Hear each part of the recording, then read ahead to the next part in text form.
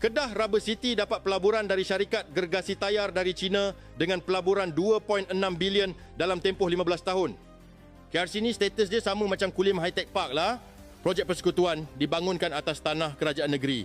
Tapi sebelum kita cakap pasal kilang ni, nak cakap jugalah pasal hipokrasi PN yang suka main sentimen negara China dan secara optiknya mereka nak takutkan orang Melayu dengan orang Cina di Malaysia. Itu optiknya.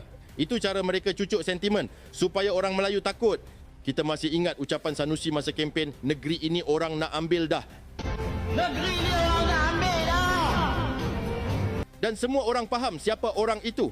Ironinya, hari ini bila pelabur Cina sebenar datang ke Kedah bawa pelaburan, buka kilang canggih dengan teknologi industri tinggi, senang pula puak mereka terima. Terpampang besar tulisan Cina yang takut sangat sebelum ni, nama dalam bahasa Cina pun tak apa, senyum saja. Hilang terus retorik negeri ni orang nak ambil dah. Dan lawaknya, bila ramai orang bongkar hipokrasi PN ni, puak mereka pusing cerita. Konon semua ini perangkap supaya pelancaran KRC viral. Maaf cakap, isu dia bukan viral atau tidak. Isu dia PN ni hipokrit.